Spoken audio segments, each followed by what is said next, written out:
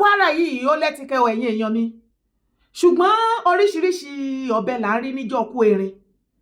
ó ṣe ni láàánú wípé pẹ̀lú gbogbo báwọn èèyàn ṣe ń ṣe fídíò tí wọ́n ń sá kúrò nínú ìlú yẹn torí nǹkan tí àwọn tí wọ́n tó ń gbé iṣẹ́ lé àwọn banditry lọ́wọ́ pé kán lọ máa pa wọ́n bẹ̀ yẹn ohun tí wọ́n fẹ́ kó ṣẹlẹ̀ òun ló ti ń ṣẹlẹ̀ wọ́n fẹ́ kán kúrò ń bẹ̀ ni ṣèbó tí ń gbọ́ látijọ́ ẹ̀ nínú ti tá à ń sọ anywhere tó bá nílà tó bá ti discover mineral resources tó rí púpọ̀ gan àwọn international wọ́n á pàdé àpòpọ̀ pẹ̀lú emir àwọn kábíyèsí wọ́n á gbowó fún wọn àwọn banditry yẹn ni wọ́n ń lò gẹ́gẹ́ bí vessel ọmọ ogun òun lè ṣe rí helicopter tó ń drop wọn tá ẹ̀ ń rí drone tá ẹ̀ ń rí gbogbo ẹ̀ òun ní DSS ṣe wá síbi bẹ̀ tí wọ́n dúró tí wọ́n ń pa yín tí DSS tán ẹni wọ́n rí bí àwọn banditry ṣe ń pa yín DSS ò sọ̀rọ̀ wọ́n dé béèrè pé akílódé ẹ gba ọ̀pá lọ́wọ́ àwọn vigilante ẹ dẹ̀ rí táwọn banditry ń pa wá wọ́n ní àwọn DSS sọ wípé wọn ò tí ì gbọ́ ọ̀dà látòkè pé kí wọ́n protect wọn then tó bá wá ń complain wípé somebody like me èmi ò bọ́ síta kí n wá pariwo nípa security ọ̀nà owó ló fẹ́ kí n gbà fi pariwo security ṣé mo ever sọ fún ẹ rí pé mo ní security organization àbí mo sọ fún ẹ pọ́kọ mi dá security organization sílẹ̀ tá gbowó ọ̀pá ṣẹ̀kẹ̀rẹ̀ lọ́wọ́ yín. Emir of Saragi orders arrest of leader of youth protesting against rising killings, banditry in Kwara. The Emir of Saragi in Kwara State, Alhaji Aliyu Abdullahi Kota Goshi II, has ordered the arrest of Musa Saidu Saragi, leader of the Take It Back movement, TIB, in the state, following a peaceful protest against kidnapping and banditry in community. Shotingbo. Olotingbo.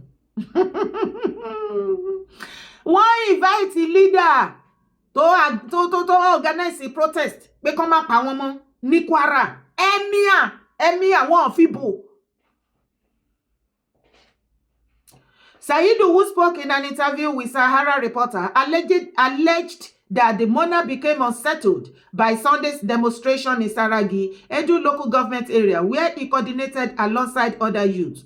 He explained that on Monday, he was invited to the Emir's palace, where he was harassed and accused of being behind the protest that saw demonstrators storm the palace gates. On Sunday, I led a protest of kidnapping and banditry in the Taragi community, and it was peaceful and well coordinated, Saidu said. So yesterday evening, the Emir of Taragi, His Royal Highness Alhaji Aliyu Abdullahi Kota Goshi II, called a meeting that the police of Taragi division should get me arrested while I led a protest to his palace, he added. I was invited on Monday by one Ismail Makama to the Emir, and when I went there, he harassed me.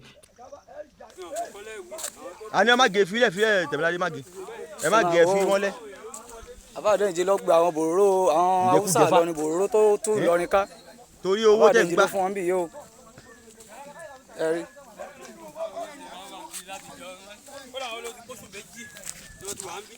Àbáàdé ìjì àwọn bòróró tó tú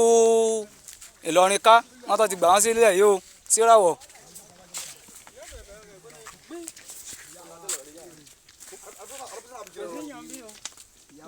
Àwọn ti sá lọ ọ̀hún yẹn. Àwọn obìnrin wọn ti sá lọ.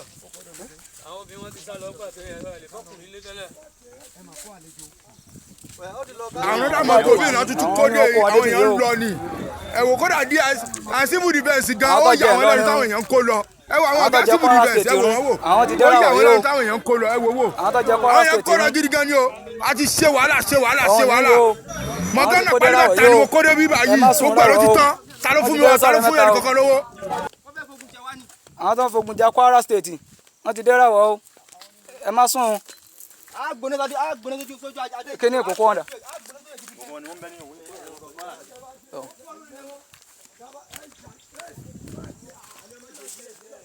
Òun ní yóò ẹ rí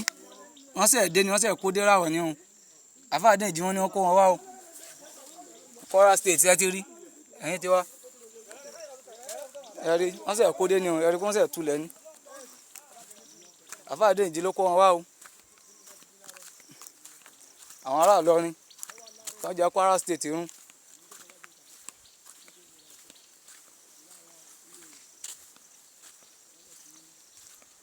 sẹ́yìn rí báyìí.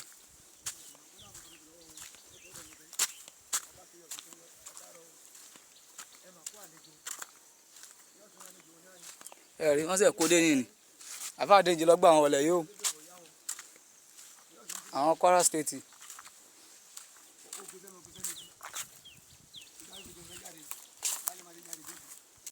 wípé ó ti yé wa báyìí ṣẹ́yìn náà ti rí bí géèmù yẹn ṣe ń lọ wípé pípa tí wọ́n ń pa àwọn èèyàn níbi ibẹ̀ yẹn ó lọ́wọ́ aráàlú àwọn àáfàá ó lọ́wọ́ emir ó lọ́wọ́ ọba ó sì lọ́wọ́ international nínú ṣe rí àwọn banditry yẹn iṣẹ́ wọn náà ṣe àwọn wọ̀nyí ni wọ́n gbéṣẹ́ fún wọn pé kí wọ́n pa yín torí wọ́n fẹ́ máa wakùsà níbi ibẹ̀ yẹn ó dẹ̀ pé mineral resources pọ̀ sí rí àyẹn gan ni bí wọ́n ṣe ní north nìyẹn Zamfara gbogbo ibi tí wọ́n ti ń wakùsà tó ṣe ń pa wọ́n ṣe bẹ́ẹ̀ gbọ́ ní láti ẹ̀tọ́ náà ṣe mistakenly ju àdó olóró tí wọ́n eradicate a whole village how many villages náà eradicate tó ń pa wọ́n dànù pátápátá àtọmọdé àtàbóyún àtọkùnrin àtobìnrin wọn wọ́n dẹ̀ bẹ̀rẹ̀ sí ní wakùsà ń bẹ̀ láti jọ yẹn láti láti ẹ̀ títí dìsíṣẹ́ gbẹ́ ní tìmọ́ so ṣé eré eléyìí tó yìí ṣẹlẹ̀ ní Kwara ẹ kàn máa rí next wọ́n á kàn bẹ̀rẹ̀ sí ní ju àdó olóró kí gbogbo yín kẹ́ kúrò ohun tí wọ́n fẹ́ kó ṣẹlẹ̀ òun lẹ ti rí tó ti ṣẹlẹ̀ ṣe bẹ́ẹ̀ ti rí gbogbo wọn tó ti sá kúrò nílùú ohun tó fẹ́ kó ṣẹlẹ̀ gangan lérí àyẹn nìyẹn ṣùgbọ́n má ṣì mí gbọ́ o ṣe rí Ìlọrin ṣe rí ọ̀rọ̀ Ìlọrin láìpẹ́ láì jìnà mo ní láìpẹ́ láì jìnà quote me with my words láìpẹ́ láì jìnà wàhálà máa ṣẹlẹ̀ ní Ìlọrin Ìlọrin máa pín sí méjì àwọn north á mú títí wọn Yorùbá á mú títí wọn mẹ́wàá fẹ́ ṣẹlẹ̀ nílẹ̀ káàárọ̀ òjìrè bí àwọn àgbààgbà wa ṣe wá ṣe bí ẹni wípé wọ́n ní ilẹ̀ Yorùbá kan extra síbòmíì tí àwọn wèrè wọ̀nyí bá ti gba ibi tí wọ́n wà wọ́n á múùfù lọ sí ànádà wọn tó ti prepare tó wà safe fúnra wọn òun ni mi ò understand because à ń pariwo gbogbo kínní ẹ rí bí gbogbo wọn ṣe dákẹ́ níbẹ̀ ni wípé wọ́n rí gọ́vnà wo lẹ́rí tó tara tó support tó tẹ̀ show tó pay condolence fún wọn ní Kwara mbẹ̀ ṣé gọ́vnà gbogbo gọ́vnà South West àti gbogbo Nàìjíríà ṣé wọ́n pay condolence ṣé wọ́n tẹ̀ ṣe bẹ́ẹ̀ nípa rí wọn ṣé bàbá Tinubu ti ẹ̀wú kọ́ bẹ́ẹ̀ ni wípé òun rí wọn ṣé mọ̀mọ́ Rẹ̀mí Tinubu sọ bẹ́ẹ̀ kó ṣe pé bẹ́ẹ̀dẹ̀ ni màmá celebrate tó ń gbowó tó ń ta everything tó ń gbogbo ọ̀nà làwọn fi ń kó owó jọ ní tiwọn against 2027 àwọn tó ṣe ọkọ wọn àtàwọn tí yóò dìbò fún wọn ẹjọ́ tí mọ̀mọ́ Rẹ̀mí Tinubu tó ń rò kiri títí ìsìn nìyẹn ṣé ẹ rí wọn ìyá Nàìjíríà nìyẹn tí mọ̀mọ́ Rẹ̀mí Tinubu bá dẹ̀ máa sọ̀rọ̀ wọn láwọn làwọn bí gbogbo Nàìjíríà irú ti abiyamọ ti mọ̀mọ́ Rẹ̀mí Tinubu lèmi rírí láyé mi tí wọ́n pa àwọn ọmọ tó lóun jẹ́ ìyálé lórí lábẹ́ tí ò dẹ̀ tara tí ò mú vanish tí ò ríro ọ̀rọ̀ ẹnu lásán wípé mo sọ́ọ̀rì fún yín bẹ̀ yẹn o kò tiẹ̀ yọ lẹ́nu wọn débi tó máa yọ lẹ́nu ọkọ wọn. Èwo làbọ̀rọ̀ wá fi kanra mọ́ irú somebody like me ṣé mo jẹ́ gẹ́gẹ́ bí Tinubu family ní ẹgbà mi ẹ̀rà mi kalẹ̀ tẹ́ ẹ̀ ń bínú tẹ́ ẹ̀ sọ wípé dára kò pariwo security ọ̀nà wo ló yẹ kí n gbà fi pariwo security ẹ yọ̀ǹda ẹ̀mí lórí ọ̀rọ̀ kan tó ṣẹlẹ̀ ní Kwara ṣé mi ni mo ní kọ́ lọ́ máa pa wọ́n bẹ́ẹ̀ ni God bear me witness gbogbo wọn bá nǹkan tí mo lè ṣe láyé mi mo ṣe kí lẹ fẹ́ kí ṣe ẹ jẹ́ ká jọ wà okay o ẹ jẹ́ ká jọ wà alright o. Ẹ pé ìjọba ní ìgbà táwọn ẹni àwọn gbogbo wọn tó ní ibi bẹ̀ tí wọ́n ń sọ wípé wọn gbọ́dọ̀ protest lásán pé kí wọ́n pariwo síta pé kó má pa wọ́n mọ́ tó já sí wípé àwọn ẹni àti Ìgbòho wọ́n mọ̀ sí bó ṣe ń lé wọn bó ṣe ń pa wọ́n kí lẹ wá fẹ́ kí somebody like me ṣe mi kí n gbé nǹkan lọ bẹ̀ kí n lọ máa ṣe kí ni ibẹ̀ ni kankan là ń lọ ibẹ̀ ni kankan là ń lọ àwọn ọmọ Ọ̀yọ́ ẹ tún ti fẹ́ dá ogun mi sílẹ̀ mo ti sọ every 3 market day ní lọ́dọ̀ títí yín ẹ̀yin lẹ̀ kì í fẹ́ kógun omi kógun ó sinmi táwọn èèyàn bá move on with their life ọ̀pọ̀lọpọ̀ ọmọ Ọ̀yọ́ ojoojúmọ́ lẹ máa ń fẹ́ kẹ́ ṣẹ́ ṣó ìyà sílẹ̀ fúnra yín téèyàn àwọn èèyàn bá wá dá sí ẹ máa wá ṣe pé ọlọ̀tẹ̀ ni ẹ láìkí ẹ ó kẹtàn ó kàmẹ́líọ̀ ó ṣe gbá ó sọ̀rọ̀ sí kábíyèsí Ọ̀wádé láyé eléyìí tẹ́ ẹ̀ bá bọ̀ yìí pẹ̀lú ọba Ládọjà ní Ìbàdàn ojú yín á bò bá mi Aláàfin Ọ̀wádé bàbá kábíyèsí ò kẹ́sẹ̀ ọba kó jẹ kó pẹ́pẹ́pẹ́ sà ẹ tètè bá wa bá àwọn ọmọ Ọ̀yọ́ sọ̀rọ̀ àwọn ọmọ yín sà ẹ bá wa sọ fún wọn kí wọ́n gbẹ́nu wọn sí lágídí torí ibi tí wọ́n fẹ́ lọ nàgà sí yẹn bí ìgbà téèyàn bá fẹ́ lọ nàgà mú ṣòro ni o ó máa dí ẹ wá wo fídíò. Bàbá wa kábíyèsí Aláàfin tìlú Ọ̀yọ́ alájà abdul hakeem ọwádé ẹlẹ́wọ̀ ẹ̀tù wà kábíyèsí bàbá a máa rí yín bá lágbára ọlọ́run kankan ò ní sẹ̀mí yín lágbára ọlọ́run báyìí wù kọ́tọ̀ ọ̀pọ̀ tó lágbára ọlọ́run àwọn aláàbòrí tí ń jọ̀tà pátápátá àti ẹ̀gbọ́n tàwọn tá à ń sọ èwo tó wà ń ta àwọn aláàbàdàn báyìí ó bá tẹ ẹ̀jẹ̀ dé gbogbo bí kinní kan lẹ̀ Yorùbá sọ wá yẹ bọ̀dá Ràsídì ni bọ̀dá Ràsídì Ládọjà bọ̀dá kí ló dé tẹ̀ tó ń ta sí wa lọ́yọ̀ bọ̀dá ẹsẹ̀ wo la sẹ́yìn ná ẹsẹ̀ wo la láàfin sẹ́yìn bọ̀dá Ràsídì àmọ́ tí ò jẹ́ kọ́rọ̀ bọ̀dá Ràsídì Ládọjà ọ̀rọ̀ wọn ò jọ mí lójú rárá gbogbo ẹ̀yin tẹ́ ń pè mí ẹ̀ẹ́dì sàrùmí tí mo rí ti Ládọjà nǹkan kan ọ̀rọ̀ bọ̀dá Ràsídì ò jọ mí lójú ọ̀rọ̀ bọ̀dá ò jọ mí lójú rárá ẹ̀yin ọmọdé ni àwa mọ̀ wọn sàpẹ́ni àbí sáró sàbí kinní kan ọmọ ilé aró ṣé ilé aró sàpọ́ni ilé wọn nìbàdàn ni àwọn ti kó mi sáàlì òsì àwọn mọ́mọ́ bọ̀dá dáadáa náà bọ̀dá ti yọ lórí táìsì ni wọ́n ti forí gbálẹ̀ rí gan bọ̀dá Ràsídì sọ̀rọ̀ bọ̀dá lẹ́ẹ̀ máa kàkún èyí tó yẹ kí wọ́n mójútó bọ̀dọ̀ mójútó èyí tó jẹ́ ń ká mi láàjù sẹ́rí ẹ̀yà arọ̀ ọ̀yọ́ ẹ̀rì city film lọ́rọ̀ àwọn arábàdàn ẹ̀ wòran tí ó su ẹ̀ rẹ́rìn tí ó su yín torí Ládọjà yìí bọ̀dá Ràsídì tó bá já sí pé ifá ni wọ́n fi mú ọba ní Ìbàdàn wàláhì Ifá ò lè mú bọ̀dá Ràsídì Ifá ò lè mú bọ̀dá Ràsídì láìláì Ládọjà bọ̀dá Ràsídì mọ̀ ni ọmọlé arúsà apẹ́fà wọn fi mú ọba wọ́n wá ní pé o ìgbà oyin rèé o wọ́n máa gbé wá mẹ́ta síwájú ọba tí wọ́n bá ṣẹ̀ṣẹ̀ mú wọ́n ní eléyìí gbọ́ oyin eléyìí gbá kíní eléyìí gbá wo ìgbà wàláhì bọ̀dá Ràsídì ò lè mú gbọ́ oyin bá náà wọn ò lè rí gbọ́ oyin mú tí wọn ò bá mú igbá ata wọn ò tún mú igbá dàrú dàpọ̀ bọ̀dá Ràsídì wàláhì tàláhì gbogbo wàhálà táwọn àdédùgbò ṣe ń bá náà gbogbo wàhálà tí wọ́n ṣe tí wọ́n ti tómi tútù tí wọ́n bomi tútù sí bànà bọ̀dá tó dé bọ̀dá Ràsídì yóò dà gbogbo ẹrù bí bọ̀dá Ràsídì ni àwa mọ bọ̀dá dáadáa bọ̀dá ò dà gbogbo ẹrù ẹ̀yin arábàdàn ẹ̀kọ́ àlejò bọ̀dá Ràsídì ẹ̀ ríra yín bọ̀dá tí o ti dórí àpòkè tí ìdórí àpèrè ní kí n ta sí wa lọ́yọ̀ọ́ ẹ̀yin ò mọ bọ̀dá Ràsídì dáadáa wà mọ̀ ẹ̀yin ò lè mọ àwa gbé bànà èmi mo gbé bànà dáadáa mọ bọ̀dá Ràsídì dáadáa bọ̀dá Ràsídì Ládọjà bọ̀dá ti jábọ̀ bọ̀dá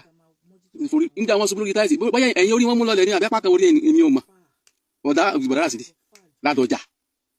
rí yàn mí kẹ́ wá lọ mú kí ẹ̀yin arábàdàn kẹ́ wá pàápọ̀ kẹ́ wá lọ sí ẹ̀yìn kùlé Látòsà Ìbàdàn ẹ lọ mú pẹ́pẹ́yẹ kẹ́kẹ́ fi sórí ọba kò bá sàn ju bọ̀dá Ràsídì lọ kẹ́ mú pẹ́pẹ́yẹ ẹ̀yìn kùlé Látòsà àwọn pẹ́pẹ́yẹ tí wọ́n ń lẹ́yìn kùlé Látòsà kẹ́ wá mú kàn bẹ̀ kẹ́ wá fi sórí àpèrè ọba kò bá pé ẹ̀yin ju bọ̀dá Ràsídì lọ Ládọjà gbogbo ètò lọ́balọ́ba kájúmọ̀ bí sẹ́wọ̀n gbogbo ẹ̀ ló dàrú ẹ mọ̀ kọ́lẹ̀ lẹ́yìn gbogbo àwọn olóṣèlú Ìbàdàn ẹ̀ gbariwo wọn àsìkò bọ̀dá ẹ̀ gbariwo ẹ káre ẹ̀yin union dàrú ẹ gbariwo ní ìsìn tí ọba pípé oṣù méjì àbóṣù mẹ́ta lórí àpèrè bọ̀dá Ìbàdàn wò wùsùwùsù ìyá àrò yẹn wọn wòran fíìmù city film lọ́rọ̀ bàdàn bọ̀dá Ràsídì àsìkò lamadé sínà ẹni bá ń bẹ́ ń bànà bí bàbá Adédùgbù bẹ́ẹ̀ láyé ń gbà náà fíìmù kékeré kọ́ mo ń sọ fún ọ̀rẹ́ wa kan nínú àwọn ọmọ ọba ni mo ní ẹ̀ bọ̀dá Ràsídì ti ń pariwo pé Olúbàdàn níjẹ tí ẹ yé wàláhì yóò rà róbi bọ̀dá Ràsídì ìtí ó fojú yín kan bàdàn títọ́ wá kámi la pé bọ̀dá ò ní ronú kankan ibi bọ̀dá gọ̀dé bọ̀dá Ràsídì ibi wọ́n gọ̀ tí wọn ò ní làákà èdè tẹ Ọ̀yọ́ lóko tí wọ́n mọ̀ ta sí ìtọ́ yẹn wọ́n mójútó bọ̀dá ò mójútó lẹ́yìn àṣàǹkẹ́ òun lọ́pẹ́ lórí àpèrè ọba ń bànà èyí tí ìsẹ́ni tó bí tiẹ̀ àwọn yòókù ọdún mẹ́ta àti péréte ọjọ́ ni wọ́n fi jọba tán fi kángárà wọn lòdì ọ̀run èyí tó yẹ kí bọ̀dá ọ̀run pé bóun ó sì fẹ́ bí ti ọdún mẹ́ta òun kọjá tóun tiẹ̀ bọ̀dá ọ̀run lórí pé bóun ó sì bí ti ọdún mẹ́ta lẹ́yìn náà fẹ́ ló bọ̀dá ọdún mẹ́ta bóun lẹ́sìn fẹ́ bí ti ẹ̀ kọjá ẹ̀rí ìrùn kẹ́ mọ́ sáré bẹ́ẹ̀ sì bí ti kọjá Ọ̀yọ́ ni ẹ mọ́ ta sí alẹ́ gbọ́ bọ̀dá Ràsídì ẹ gbọ́ ẹ bá ń ṣí àrẹ kọ́kẹ́ bọ̀dá ẹ bá ń ṣí àrẹ. èèyàn mi kí lẹ́yìn náà rí sí ọ̀rọ̀ yẹn èmi ò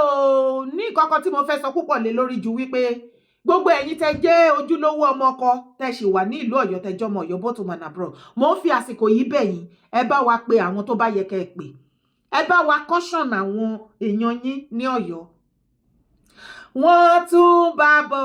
wọ́n tún bá kan bọ̀ torí ẹ̀ ní máa dáhùn irú wàhálà báyìí sílẹ̀ kẹ́ máa ẹ̀sẹ̀ tí pé àwọn èèyàn máa dákẹ́ wọ́n á máa wò yín wọ́n á fún yín lésìn ṣé wá rí èsì tẹ́yìn ẹ̀sẹ̀ irú ọ̀rọ̀ tẹ́ sọ yìí sìn tí àwọn ọmọ Ìbàdàn bá fẹ́ fún yín lésìn eléyìí báyìí sìn ta lẹ́rọ ipá fún lésìn Aláàfin Ọ̀wádé tó bá wá ń rìpláì Aláàfin Ọ̀wádé ẹ wá máa sọ wípé ṣe ni gbogbo wa ń ṣe ọ̀tẹ̀ ẹ ti gbàgbé wípé ẹ̀yin gangan lẹ kọ́kọ́ lọ tọ́rọ̀ ronírù nígbà tẹ́ni ẹlẹ́ni nísìn tí wọ́n jọba wọn tẹ́ bẹ̀rẹ̀ sí ní fi yọ̀ wọ́n ní gbogbo ìgbà ṣé mo wípé bọ̀bọ́ yìí òun ló lò máa tọ́ṣi Sunday Igboho lọ sí ojú ogun wípé wọ́n mọ ṣọ́ọ̀ṣì agbára ẹ̀ pé wọ́n á tàn pa síbẹ̀ òun náà ló tún ti ń bá mi ìbọ̀ báyìí ó tún ti fẹ́ ṣéṣó ìyà míì fún ìlú Ọ̀yọ́ Aláàfin ó tún ti ń wá ọ̀nà míì tí Aláàfin Ọ̀wádé ò ṣe ní ìfọ̀kànbalẹ̀ lórí àpèrè ó dé pé yín pípù yìí ẹ̀yin gangan ní èṣù lẹ́yìn bàbá Aláàfin Ọ̀wádé o kí ló dé tẹ̀ kí n fẹ́ kí bàbá yẹn kó ní ìfọ̀kànbalẹ̀ àtàlàáfíà gan lórí àpèrè yẹn náà kí ló dé tẹ̀ kí n fẹ́ kí jẹ́ kí inú wọn dùn láàárọ̀ di ọjọ́ alẹ́ tó ṣe jẹ́ wípé pẹ̀lú views àti trendy tẹ́ máa ń wá kiri pẹ̀lú ọ̀rọ̀ òfò tó máa ń jáde lẹ́nu ọ̀pọ̀lọpọ̀ yín ẹ máa fi ń ṣẹ́ṣó ìyà ẹ fi ń gbógun tì wọ́n ẹ̀yin gangan lọ́tá Aláàfin Ọ̀wádé ẹ̀yin gangan lẹ́ ń ṣọ̀tẹ̀ wọn kì í ṣe àwa torí tí ẹ̀yin tẹ́ irú máà tó ń sọ̀rọ̀ yìí tẹ́ ẹ bá nífẹ̀ẹ́ Aláàfin Ọ̀wádé ni wàlẹ́ gbogbo ọ̀rọ̀ tó ń jáde lẹ́nu yín ò ní jáde lẹ́nu yín ẹ fi gbogbo ìgbà yọ̀ wọ́n ní Ìbàdàn pé àwọn ọba wọn ò ń pẹ́ kú ìjẹ́ ọmọ éèjì tí wọ́n fi ń gorí àpèrè ọba nìbàdàn majority àwọn ọba yẹn náà ti máa over 80 kan tó dórí àpèrè nínú bíbélì 70 years lọ́lọ́run ló fún wa nínú ayé tó o bá lò jù bẹ́ẹ̀ lọ nínú làálàá ìpayín keke àti oríṣiríṣi nǹkan ni orí ọ̀fẹ́ sì ni pẹ̀lú ẹ wo éèjì bàbá wa Ládọjà is over 80 tán fi dórí àpèrè tí wọ́n bá wá dúró ń bibẹ̀ tí wọ́n bá pẹ́ bàbá Ládọjà ẹ gbọ́ ẹ̀tọ́ ẹ pẹ́ bíi ti Mètúsẹ́là gbogbo ẹni bá ro kúrò yín lórí àpèrè yìí ó ẹ̀mí ẹ̀ ló máa fi di fún yín we need you iṣẹ́ wà lọ́wọ́ yín tí ẹ lè bá wa ṣe mo dẹ̀ rí pé ẹ ń ro kúrò wọn ní gbogbo ìgbà ìwọ ọmọkùnrin tó ń sọ̀rọ̀ ní ikú ní gbogbo ìgbà fún bàbá Ládọjà ibi tó ń bá lọ tó o bá repeat ikú yẹn àfàìmọ̀ kó má jẹ́ pé ìwọ gan ló máa lọ ṣáájú Aládọjà o ìwọ ló máa kọ́kọ́ lọ ṣáájú Ládọjà Ọlọ́run ó máa lọ wà kàn déédéé lọ ní Ládọjà dẹ̀ máa ṣayé lọ ìyẹn ló fi máa mọ̀ wípé o kì í ṣe Ọlọ́run ó tún sọ títí ó ní bàbá ọ̀tá bàbá forí gbá ẹ̀yin náà máa wú ọ̀rọ̀ òfò àtàdánù tó ń jáde lẹ́nu yín sí èèó Olúbàdàn tábà tẹ̀ wá sọ wípé ká yọ títọ́ ọba kúrò ń bẹ àti póòsì ṣé ọjọ́ orí wọn ni ò tó láti respect ni ṣé éèjì Aláàfin Ọ̀wádé ó fẹ́ fi compare éèjì bàbá Ládọjà ni torí nígbà tí bàbá Ládọjà tí wọ́n ti ń dún tí wọ́n ti ń fà níbí nínú ayé àmìyàn kọ́kọ́ tó ń jẹ́ Aláàfin Ọ̀wádé rí àgbúrò wọn as a matter of fact Aláàfin Ọ̀wádé gan wọ́n sì máa ṣe wọ́n ṣẹ̀ṣẹ̀ fẹ́ máa ṣe yọngíní nígbà náà ní ìgbà tí àwọn bàbá tí ẹ̀yin sọ̀sọ̀kúsọ sí tẹ́ ẹ̀ ń sọ ọ̀rọ̀ òfò sí yẹn bàbá Ládọjà nígbà tó ti ṣe senator tó ti from senator tó di governor àbẹ́yìn orí nǹkan tó ṣẹlẹ̀ nìbàdàn ẹ rò pé wàsá ni bẹ́ẹ̀ ni pé wọ́n jẹ́ Olúbàdàn rí ìjọmọlúàbí wọn fi ṣòfò dànù irọ́ ló pa ó ní bàbá Ládọjà ọ̀tọ̀ níbi tó yẹ kọ́ lọ ọ̀tọ̀ níbi tó máa lọ ó máa rọ́rọ́ lára wọn ẹ̀rù ti ń bà yín torí pẹ̀yìn náà guilty conscience ti mú yẹn ti mọ̀ wípé ti hùwà ìdá kan sí bàbá yẹn tẹ́ rò wípé bọ́ ṣe dórí àpèrè wọ́n ní bàbá ní opportunity láti rọ́rọ́ lára yín guilty conscience ti fẹ́ pa yín ó ti gbòòrùn lójú yín wọ́n lẹ́lẹ́fọ́ ó ní ẹ̀fọ́ tòun ò ṣe torí àtàn ẹ jẹ́ bọ́ tètè bọ́ síta kẹ́ wá ṣàlàyé ìwà ìbàjẹ́ tẹ́ ti wù tẹ́rù ń bà yín tó ń gbòòrùn lójú yín bí bàbá ṣe dọ̀rọ̀ Olúbàdàn bàbá